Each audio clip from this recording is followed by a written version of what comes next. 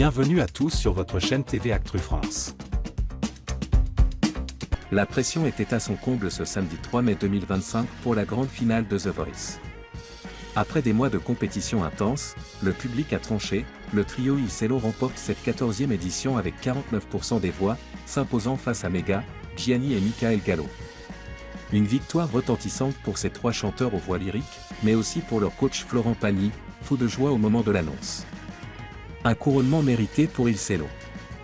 Depuis leur première apparition, Il Cello a conquis les cœurs avec leur originalité, leur puissance vocale et leur complicité scénique. Ce samedi soir, ils ont livré des prestations bouleversantes, notamment un duo magistral avec Florent Pagny sur Io le canto Perteux, salué comme l'un des temps forts de la soirée.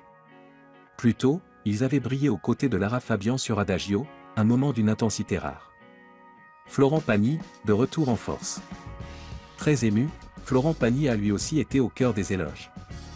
Sa voix toujours intacte malgré les épreuves a suscité l'admiration.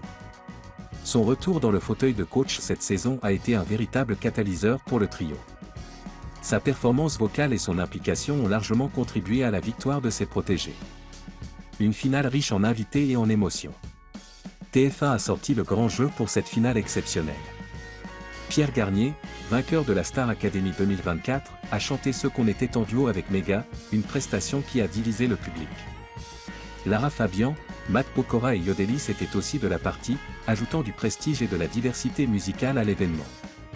Nikos Aliagas, toujours aussi charismatique, a orchestré la soirée avec émotion et enthousiasme.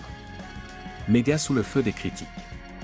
Si la soirée a été un succès pour certains, la prestation de Mega avec Pierre Garnier n'a pas fait l'unanimité. Jugé hors tempo et faux par de nombreux internautes, le finaliste de l'équipe Vianney a été la cible de commentaires sévères. Malgré cela, Pierre Garnier s'est montré élégant, lui souhaitant le meilleur pour la suite, tout en rappelant à quel point ces émissions peuvent être formatrices. Gianni et Michael Gallo, des finalistes à suivre. Même s'ils ne sont pas repartis avec le trophée, Gianni et Michael Gallo ont offert de belles prestations et ont prouvé qu'ils avaient leur place dans le paysage musical français. Leur passage remarqué en finale pourrait bien être un tremplin pour la suite. Une saison 14 qui entre dans l'histoire de The Voice.